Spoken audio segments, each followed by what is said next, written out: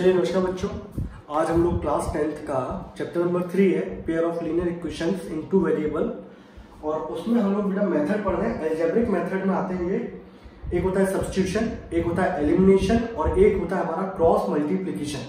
ये तीन मेथड होते हैं बच्चों जिनको हमें पढ़ना है और आपको आना चाहिए, क्योंकि लैंग्वेज प्रॉब्लम आती है तो वहां पे आप लोगों को अगर तीनों मेथड पता होंगे तो आप कोई सा भी अप्लाई कर सकते हो। तो पहली बात तो आपको ये सीखना होगा कि सब्स्टिट्यूशन मेथड कैसा क्या। तो देखो बच्चों स्टार्ट करते हैं। एक सिंपल सा आपकी एक्सरसाइज है बच्चों 3.3, ठीक है। एक्सरसाइज है बच्चों कौन सी 3.3, क्वेश्चन नंबर फर्स्ट का फर्स्ट पार्ट लिखा हुआ बच्चों में x plus y is equal to 14 and x minus y is equal to बच्चों क्या दे रखा है, दैट इज इक्वल टू 14, ये दे रखा है, ठीक है। आप लोगों से ये बोला गया बच्चों कि आपको सब्स्टिट्यूशन मेथड अप्लाई करके क्या निकालना है, x और y की वैल्यू फाइंड करनी है। पहली बात तो देखो बच्चों ये याद रखना है यहाँ पर कि मैंने अभी लेक्चर डाला नहीं है प्रीवियस, मैं डायरेक्ट ये वाला लेक्चर डाल रहा हूँ।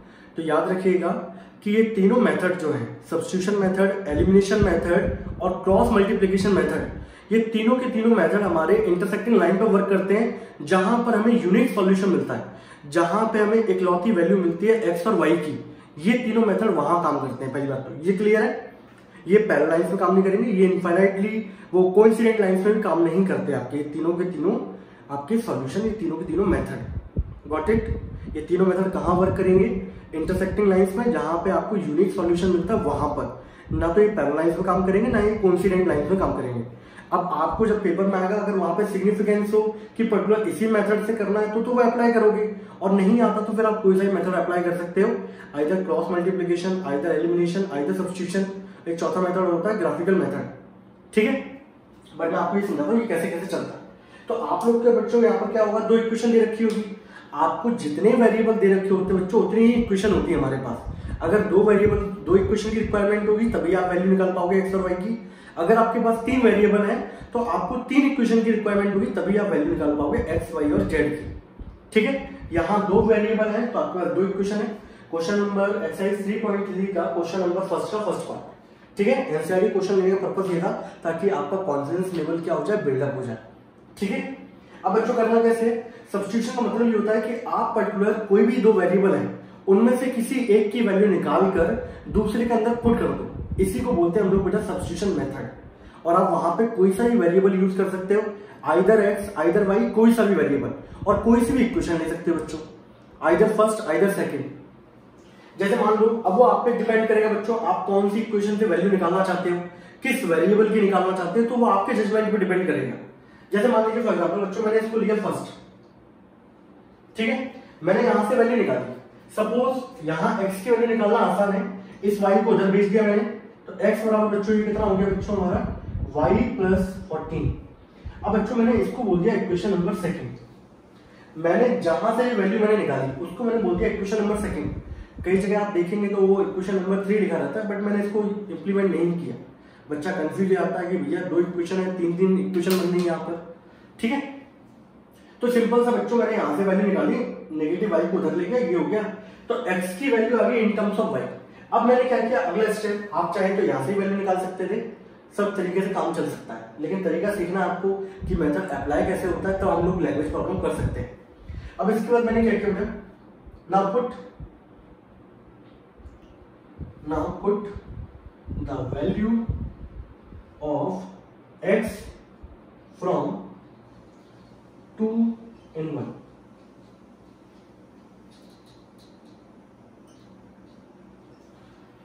आप इसके बाद x की जो वैल्यू निकली है सेकंड इक्वेशन से वो पुट करेंगे किसमें, फर्स्ट इक्वेशन में। इसको सर्कल बना के लिख देना, मतलब इक्वेशन में पुट करना है। अब क्या करना है बच्चों, x ही दे रखा था, आपकी इक्वेशन क्या थी बच्चों, x प्लस वाई बराबर कितना था 14। x की वैल्यू बच्चों यहाँ पे क्या थी y प्लस 14, तो मैंने x की जगह y प्लस 14 प्लस वाई बराबर क्या लिख दिया बच्चों 14। Got it. किसी को कोई डाउट, पक्का। अब बच्चों यहां देखेंगे आप तो 14 से 14 क्या हुआ, cancel out. Now 2y is equal to 0 और y बराबर बच्चों क्या हो गया, दैट इज 0। तो ये वैल्यू बच्चों किसकी निकल के आई, वेरिएबल y की वैल्यू निकल के आई। अब इसके बाद का प्रोसीजर क्या है वो देखो यार। आप यहाँ पे हमेशा जब भी वैल्यू पुट करोगे किसी एक की वैल्यू निकल के आएगी, आइदर x आइदर y। इसके बाद आप क्या करेंगे, जो यहाँ पे वैल्यू निकाली थी इसमें अंदर वैल्यू पुट कर देना। इक्वेशन नंबर सेकंड, आप ये वैल्यू यहाँ पुट कर दो चाहे यहाँ पुट कर दो, आपका आंसर सेम ही आएगा। तो आप किसी भी इक्वेशन पुट कर सकते हैं, तो वो भी आपके जजमेंट पे डिपेंड करेगा कि आप किसमें पुट करना चाहते हैं। जहां आसान लगे, आपको यहाँ से वैल्यू जल्दी निकल सकती है, वहां पुट कर दो। मुझे लगता है इसके अंदर जल्दी वैल्यू निकल सकती है, तो मैंने इसके बाद का प्रोसीजर क्या होगा बच्चों, इसके बाद का प्रोसीजर होगा नाउ पुट इन सेकंड। तो x बराबर बच्चों कितना था 0 + 14, देन x बराबर बच्चों कितना आ गया 40। तो यहां से आपकी x की वैल्यू बच्चों आ गई 14 और y की वैल्यू बच्चों कितनी आ गई 0। ये इसका आंसर हो गया। ऐसा करना था, सिंपल है। आपको बस ये याद रखना है, किसी भी एक इक्वेशन से वैल्यू निकाल लो, किसी भी वेरिएबल की। आप चाहे तो फर्स्ट इक्वेशन से वैल्यू निकालते हैं, तो ये वैल्यू बच्ची आती 14 - y, यहां पुट कर देते, उससे कोई दिक्कत नहीं है। आप चाहे तो x की वैल्यू निकालो, आप चाहे तो y की वैल्यू निकालो, ये आप पे डिपेंड करता है कि आप किसकी वैल्यू निकालना चाहते हो। आई होप आप लोग सब समझ में आया होगा। मैंने वैल्यू निकाली, इसको इक्वेशन नंबर सेकंड नाम दिया। अब ये वाली वैल्यू इसके अंदर पुट कर दी, सॉल्व किया तो y की वैल्यू 0 आई। y की वैल्यू 0 उठा के फिर मैंने क्या किया, जो ये आप लोगों ने वैल्यू निकाली थी इसके अंदर मैंने पुट कर दी। पुट करने के बाद x की वैल्यू कितनी आ गई 14। सिंपल।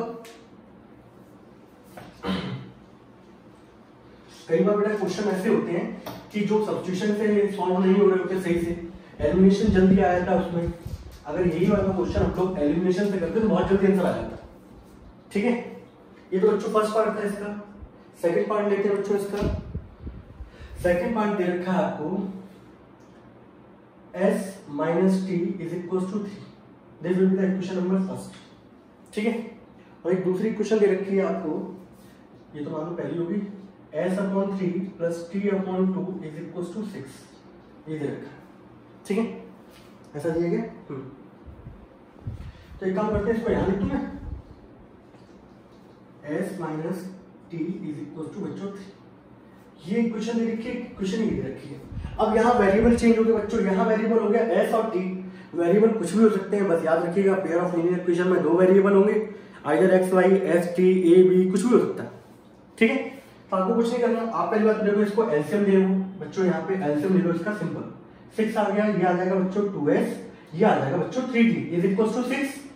देन 6 × 6 बच्चों कितना हो जाएगा 2s + 3t = 36। ठीक है, अब मुझे बेटा यहां से वैल्यू निकालना आसान होगा कि यहां से वैल्यू निकालना आसान होगा, आप खुद बताओ। आपके पास एक इक्वेशन ये रही, इसको मैंने सॉल्व करके निकालना है, तो ये इक्वेशन आ गई। अब मुझे पता बच्चों यहां से वैल्यू निकालना आसान होगा एज कंपेयर टू इसके, तो मैंने यहां से वैल्यू निकाली बच्चों, s बराबर इस t को उधर भेज दिया, t + 3। और बच्चों मैंने इसको बोल दिया इक्वेशन नंबर फर्स्ट, और इसको मैंने बच्चों बोल दिया equation number second. Got it? आप चाहे तो इसको फर्स्ट नाम दे दो, इसको सेकंड नाम दे दो, उससे कोई फर्क नहीं पड़ता। इसके बाद क्या है, यहां से वैल्यू निकालिए s की इन टर्म्स ऑफ t। अब ये वाली वैल्यू इसके अंदर क्या करेंगे पुट। तो अगला स्टेप क्या होगा, पहला स्टेप क्या है, आपने एक क्वेश्चन लिखी, साइड से ये क्वेश्चन लिखना, इसको सॉल्व करना, ये लिखा। आपको ये देखना किससे वैल्यू सही से निकल सकती है। आप चाहे तो वैल्यू इससे निकाल सकते हैं, लेकिन यहाँ पे थोड़ी सी आपको दिक्कत होगी, फ्रैक्शन में जाएगा, तो बच्चा वो चीज चाहता नहीं है, तो इसलिए यहाँ से वैल्यू निकाल दी। जब यहाँ से वैल्यू निकाल दी, अब इसकी वैल्यू उठा के इसके अंदर क्या करो पुट। तो अगला स्टेप बच्चों यहाँ पर क्या होगा, now put in second. Second में अगर आप देखें बच्चों 2s + 3t बराबर कितना लिखा हुआ है 36।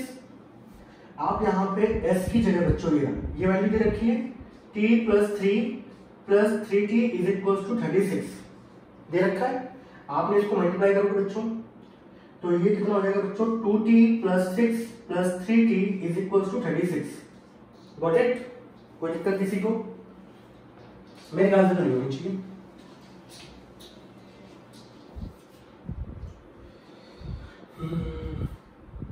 दूसरी इक्वेशन, इसके बाद बच्चों मैंने इसको यहाँ पे लेके आता हूँ, तो 2t + 3t बच्चों कितना हो जाएगा 5t 36। बेटा इस 6 को जब मैं अपोजिट साइड ले जाऊंगा तो प्लस का 6 उधर जाएगा, क्या हो जाएगा -6। देन 5t हो गया बच्चों 30। नाउ अब इसके बाद बच्चों यहाँ पर ये वैल्यू, ये कांस्टेंट है, इसको नीचे लेके जाएंगे, तो 30/5, इसको इससे काटूंगा बच्चों कितना आएगा 6। तो t की वैल्यू बच्चों कितनी आ गई 6। ठीक है, इसको मैंने सॉल्व किया तो बच्चों इतना आ गया। तो आपकी इक्वेशन एक ये थी, और दूसरी इक्वेशन क्या थी बच्चों 2s + 3t = 36। ये इक्वेशन थी, इसको हमने बोला था इक्वेशन नंबर सेकंड। मैंने ये वैल्यू उठा के इसके अंदर क्या कर दी, पुट करने पे सॉल्व किया, सॉल्व करने में बच्चों टी की वैल्यू कितनी आ गई, 6 आ गई। अब इसके बाद का स्टेप क्या होगा, आप लोग खुद सोचो, अपने दिमाग लगाओ जरा, इसके बाद का स्टेप क्या होगा, यहां से वैल्यू कितनी निकली है बच्चों, यहां से वैल्यू निकल के आई आपकी t बराबर 6। अब मैंने बोला था आप ये जो वैल्यू है आप कोई सी इक्वेशन पुट कर दो, आप यहां पुट करोगे तब भी वही आंसर आएगा, यहां पुट करोगे तो भी वही आंसर आएगा। अब आपके ऊपर डिपेंड करता है कि आप किसमें पुट करना चाहते हो, आपको लगता है कहां से आंसर जल्दी आ सकता है, वो वहां पर वैल्यू आप पुट करेंगे। तो सिंपल देखो, यहां पुट करोगे तो थोड़ा सा टाइम लग जाएगा, यहां पुट करने पे जल्दी आंसर आ जाएगा। और जब भी आप जिस वेरिएबल की टर्म में आंसर निकालते हैं ना, उसमें पुट किया करो हमेशा। तो now put the value of t in equation number first. s बराबर बच्चों क्या था, t प्लस 3, t की जगह 6 रख दो, 6 प्लस 3 बच्चों s की वैल्यू कितनी होगी, 9। ये आंसर हो सकता था। ये कह रहा था बच्चों सब्स्टिट्यूशन मेथड, कि एक वेरिएबल की वैल्यू निकाल के दूसरे के अंदर पुट कर देना, और इसी को कहते हैं क्या, सब्स्टिट्यूशन मेथड। ठीक है, बहुत सारी जगह ऐसी होती है जहां पर ये बहुत जल्दी कारगर होता है, जहां एलिमिनेशन और क्रॉस मल्टीप्लिकेशन कारगर नहीं होते। कुछ जगह ऐसी होती है जहां एलिमिनेशन बहुत जल्दी वर्क करता है। ठीक है, आपको मेथड तीनों आने चाहिए, फिर तो आपके ऊपर डिपेंड करता है आप क्या अप्लाई करना चाहते हो, जो मन में अप्लाई करना चाहते हो वो आप अप्लाई कर सकते हो। तो बच्चों इस मेथड को हम लोग क्या बोलते हैं, सब्स्टिट्यूशन मेथड। एक आध पार्ट इसको और ले लेते हैं बच्चों हम लोग, जैसे इसका फोर्थ पार्ट लेते हैं, फर्स्ट का फोर्थ। ठीक है, आपकी एक्सरसाइज है 3.3, फर्स्ट का फोर्थ पार्ट में मैं बेटा करा रहा हूं। फर्स्ट का फोर्थ पार्ट क्या दे रखा है आपको, आपकी इक्वेशन दी है बच्चों 0.2x plus 0.3y is equals to 1.3। ठीक है, और बेटा दूसरी इक्वेशन क्या दे रखी है आपको, 0.4x प्लस 0.6y 0.5y ये सॉरी बच्चों 0.5y इज इक्वल्स टू 2.3, ये दे रखा है बच्चों। ठीक है, अब बच्चे का दिमाग खराब हो जाता है, इसको पूछो क्यों, देखिए यहाँ डेसिमल आ गया, पॉइंट आ गया। तो बेटा सॉल्व करने के दो मेथड है, मैं आपको दोनों बता देता हूँ जिससे आपको कल फ्यूचर में कोई दिक्कत ना आए।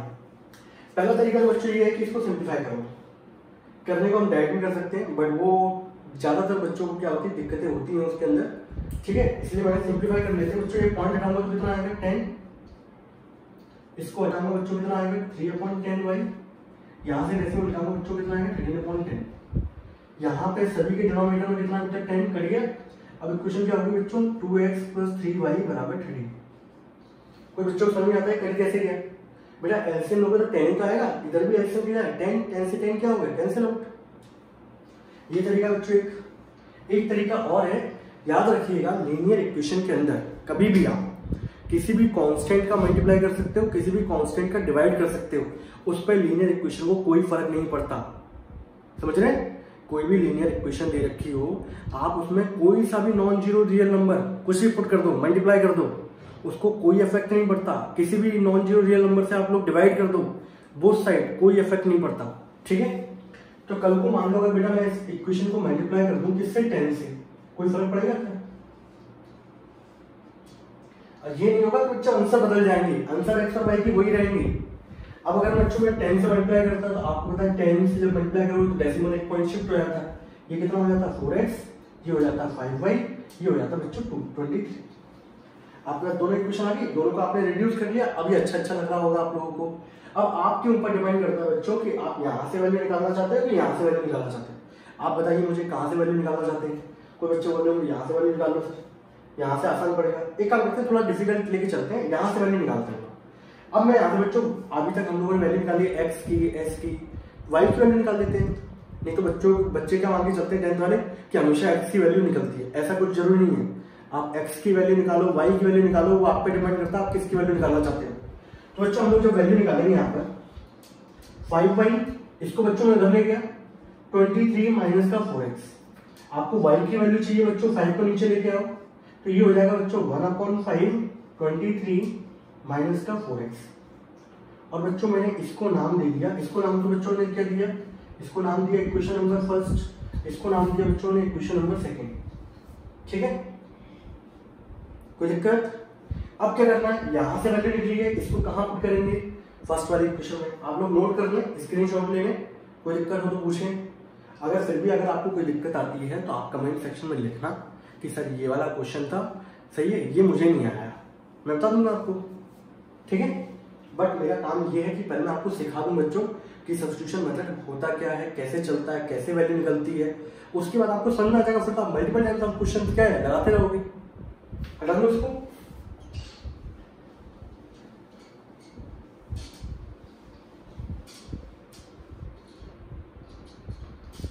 ठीक है, अगला स्टेप क्या होगा, now put the value of y, ये y की वैल्यू निकली है इन इक्वेशन नंबर फर्स्ट।